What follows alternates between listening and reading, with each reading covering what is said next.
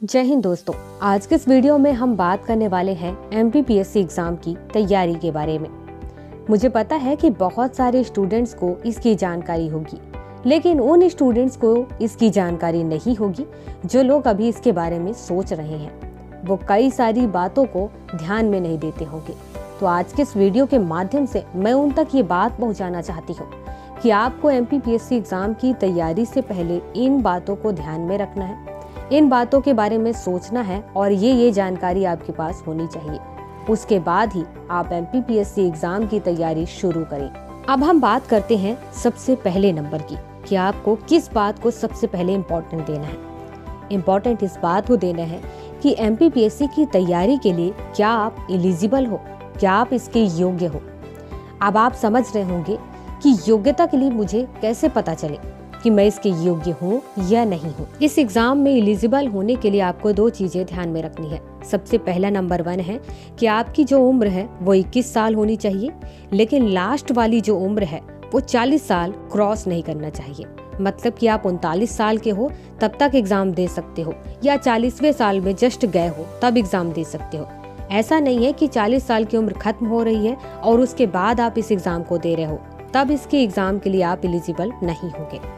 Number 2 है कि आप ग्रेजुएट होने चाहिए। स्नातक की डिग्री आपके पास होनी चाहिए, उसके बाद ही आप इस एग्जाम में बैठ सकते हो।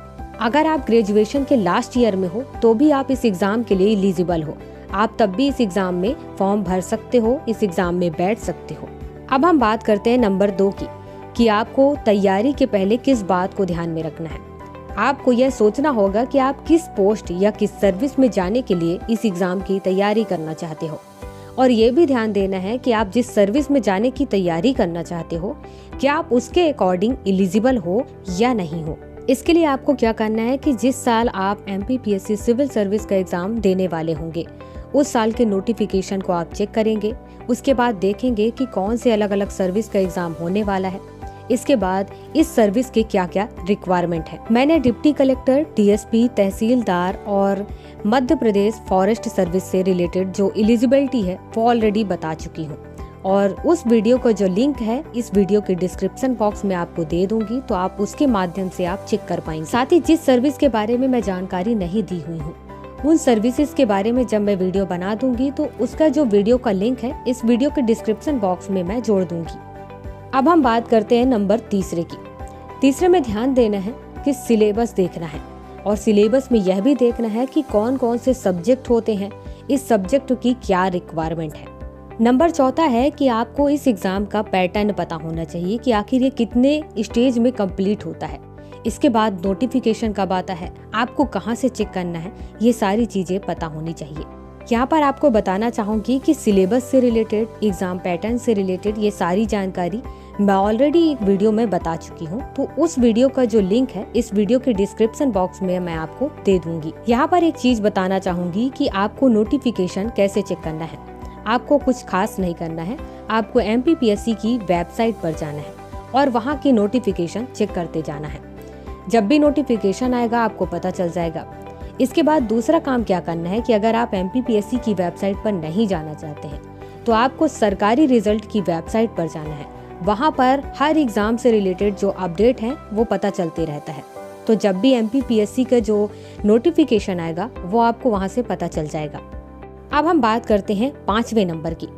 तो आपको क्या करना है कि तैयारी से पहले पुराने साल के जितने पेपर हैं, मतलब कि 4-5 साल के जो पेपर हैं उनको डाउनलोड करना है या खरीदना है, या प्रिंट आउट करके आप निकलवा लो, या जहाँ से इंतजाम कर सको करो। लेकिन पुराने साल के 4-5 साल के पेपर आपको लेना है, उसे देखना है।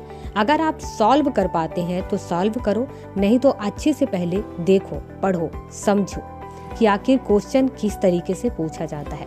उसके बाद फिर आपको आगे की सोचनी है। अब बात करते हैं 6वें नंबर की, जो आपको ध्यान देना है या ध्यान में रखना है कि आप जिस सर्विस में जाना चाहते हो उसके बारे में आपको बेसिक नॉलेज होना ही चाहिए।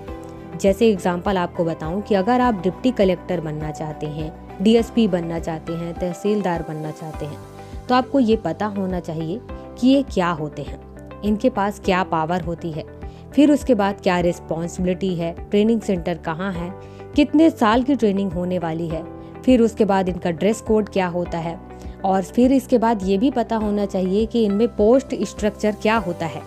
इसके साथ ही आपको यह भी पता होना चाहिए कि जिस सर्विस की आप तैयारी कर रहे हैं आखिर ये सर्विस किस डिपार्टमेंट के अंडर में रहेगी। इसके लिए आपको ज़्यादा परेशान नहीं होना है। मैं अपने चैनल पर ही सभी सर्विस से रिलेटेड जानकारी दे चुकी हुई हूँ। इसके लिए आपको वीडियो में ढूंढना कहीं नहीं है, बल्कि आपको हमारे चैनल के प्लेलिस्ट पर जाना है और जिस सर्विस के बारे में आपको जानकारी चाहिए उस सर्विस के नाम के ऊपर आप क्लिक करें, उससे रिलेटेड सभी जानकारी आपको मिल जाएंगी। और जिस सर्विस के बारे में जानकारी नहीं दी गई है जल्द ही उस पर भी वीडियो बना करके अपलोड कर दिया जाएगा। अब इसके बाद 7वां नंबर जो आपको ध्यान देना है कि आप डिसाइड करो कि तैयारी आप खुद कर पाओगे या कोचिंग ज्वाइन करनी होगी। मतलब कि कई सारे लोग ऐसे भी होते हैं जो सेल्फ स्टडी के माध्यम से एग्जाम की तैयारी करते हैं, उसके बाद एग्जाम में बहुत अच्छी रैंक भी लेकर के आते हैं, उनको डिप्टी कलेक्टर डीएसपी जैसी पोस्ट भी मिलती है। तो इस तरीके से आपको जानना होगा अपने आप से कि क्या मैं सेल्फ स्टडी कर पाऊंगा या कर पाऊंगी, या फिर मुझे कोचिंग या गाइडेंस की जरूरत है। अब इसके बाद 8वां नंबर है कि कोचिंग के लिए पैसे कहाँ से और कितना लगेगा। ये बात सबसे ज़्यादा इम्पोर्टेंट है कि अगर आप कोचिंग करते हैं तो भाई पैसे कहाँ से आएंगे, इसका इंतजाम कहाँ से होगा, क्या आप कोचिंग के पैसे दे पाओगे या नहीं दे पाओगे, इस बात को भी सोचना बहुत ज़रूरी है। इसके बाद 9वां नंबर है कि चलिए ठीक है, कोचिंग के पैसे आपने इकट्ठे कर लिए, 2-3 लाख 4 लाख का इंतजाम कर लिया, लेकिन अब इसके बाद यह भी सोचने वाली बात है कि आप कोचिंग कहाँ से करोगे। मतलब कि कोचिंग कहाँ से करनी है, इस बात को भी तो सोचना जरूरी है। जब आप ये डिसाइड कर पाओगे तभी तो पैसे आपको एक्स्ट्रा में कलेक्ट करने हैं या नहीं करने हैं, इसका भी इंतजाम आप कर पाओगे और इस बारे में भी आप सोच पाओगे। इसके बाद 10वां नंबर है कि इस एग्जाम में सफलता या सक्सेस कब मिलेगी ये डिसाइड नहीं है। आप इस एग्जाम में जब बैठोगे तो हो सकता है कि पहली ही बार में इस एग्जाम में सफल हो जाएं, लेकिन ये भी हो सकता है कि आप इस एग्जाम में पहली बार में सफल ना हो, दूसरी बार में भी ना हो, या चौथी या 5वीं बार में भी। तो 4-5 साल जब गुजर जाता है ना, तो इतने पैसों का इंतजाम नहीं होता कि आप 8-9 साल तक इस एग्जाम की तैयारी ही करते रहें। तो साथ ही ये भी सोचना होता है कि अगर आप 1-2 साल 3 साल तक लगा दिए पैसे, उसके बाद आपको करना क्या है। सफल हो गए तो बहुत अच्छी बात है, लेकिन अगर आप असफल होते जाते हैं तो उसके बाद आपका बैकअप प्लान क्या होगा। बैकअप प्लान का मतलब ये है कि अगर आप इस एग्ज़ाम में बैठते ही रहते हैं, मतलब कि हर साल आप एग्ज़ाम देते हैं और तैयारी करते हैं, अच्छी बात है, लेकिन इसके साथ ही आप कोई जॉब करते हैं या कोई बिजनेस करते हैं जिससे पैसों का इंतजाम भी होते रहे, ताकि घर की ज़रूरतें पूरी हो सकें, आपकी अपनी ज़रूरतें पूरी हो सकें। इसी वजह से बैकअप प्लान करके भी चलना होता है। अब हम बात करते हैं 11वें नंबर की, कि आपको क्या करना है कि पिछले 10 नंबर तक हमने जो जो बातें कही हैं, जिन बातों पर आपको विचार करना है, जब ये चीज़ें आप कंप्लीटली विचार कर लेते हैं, सोच लेते हैं, समझ लेते हैं, उसके बाद अब आपको क्या करना है, एग्ज़ाम की तैयारी शुरू करनी है, जिसमें सबसे पहला काम करना है कि आपको टाइम टेबल बनाना होगा इस एग्ज़ाम की तैयारी के लिए, कि आपको कब क्या करना है, क्या पढ़ना है और क्या नहीं पढ़ना है। और इस टाइम टेबल को आपको कम से कम 1 साल तक फॉलो करना होगा। अब इसके बाद बात करते हैं 12वें नंबर की। इस एग्ज़ाम की तैयारी में जब आपके पास केवल 2 मंथ बचे हों, मतलब कि एग्ज़ाम होने के लिए केवल 2 मंथ बचे हों, तब आपको मॉक टेस्ट लेना है। और मॉक टेस्ट जब आप शुरू करेंगे तो यहाँ पर आप अपने आप को खुद को ऐसे तैयार करेंगे जैसे कि आप खुद अभी एग्ज़ाम में बैठे हो, मतलब कि खुद को एग्ज़ाम के अनुसार पूरे तरीके से आपको तैयार करना होगा। चलिए अब इस वीडियो में आपको ये भी बता दूं कि मॉक टेस्ट क्या होता है। बहुत सारे लोगों को इसकी जानकारी नहीं होती है, वो कंफ्यूज्ड होते हैं।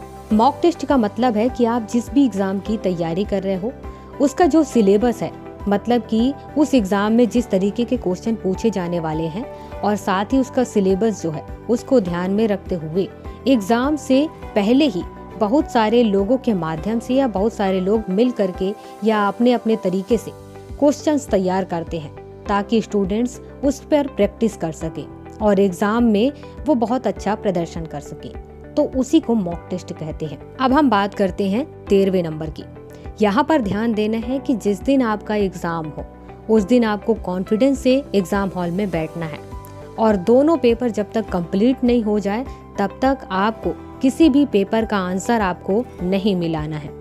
क्योंकि कई बार ऐसा होता है कि जो स्टूडेंट्स हैं पहला पेपर कंप्लीट करते हैं, उसके बाद हॉल से निकलते हैं और उसके बाद क्या करेंगे कि तुरंत उसका आंसर मिलाना शुरू कर देते हैं। उसके बाद क्या करते हैं कि जब वो देखते हैं कि हमारे कई सारे क्वेश्चंस गलत हो गए हैं, तो उसके बाद या तो ऐसा होता है कि उनका कॉन्फिडेंस लेवल लो हो जाता है, या कई सारे स्टूडेंट तो ऐसे होते हैं कि फिर उसके बाद दूसरे पेपर के लिए वो एग्जाम में बैठते भी नहीं। तो यहाँ पर आपको ऐसा बिल्कुल भी नहीं करना है। आपको दोनों पेपर देना है और वो भी कॉन्फिडेंस के साथ। चाहे पहला पेपर जैसा भी जाए, दूसरा पेपर आपको अच्छा देना है, चाहे कुछ भी हो जाए। अब हम बात करते हैं 14 नंबर की, कि अब आपको घर आकर अपने आंसर को मिलाना है।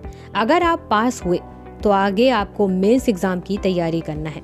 अगर आपको ऐसा लगता है कि मैं पास नहीं हो पाऊंगा या नहीं हो पाऊंगी, तो निराश होकर के बैठना नहीं है, फिर से आपको अपने अगले एग्जाम की तैयारी करनी होगी। अब इसके बाद बात करते हैं नंबर 15 की, कि अभी तक 14 नंबर तक जितने भी प्रोसेस के बारे में बात कही गई है, यही प्रोसेस तब तक आपको अपनाना है जब तक कि आपको अपना एम नहीं मिल जाए। तो दोस्तों, आज इन नंबरों के माध्यम से जो क्वेश्चंस पूछे जा सकते हैं या जो उनको सोचना चाहिए, वो सभी मैं इस वीडियो में क्लियर की हुई हूँ। लेकिन उसके बाद भी आपके मन में कोई डाउट हो या कोई क्वेश्चन हो, तो आप मुझे कमेंट के माध्यम से पूछ सकते हैं। आप मुझे पर्सनली मैसेज भी कर सकते हैं इंस्टाग्राम पर या फेसबुक पर आप UPSC PSC with Manisha search करें, आपको वह पेज मिल जाएगा और उसमें आप डायरेक्ट मैसेज के माध्यम से मुझसे पूछ सकते हैं। मैं जल्द से जल्द रिस्पॉन्स करने की कोशिश करूंगी।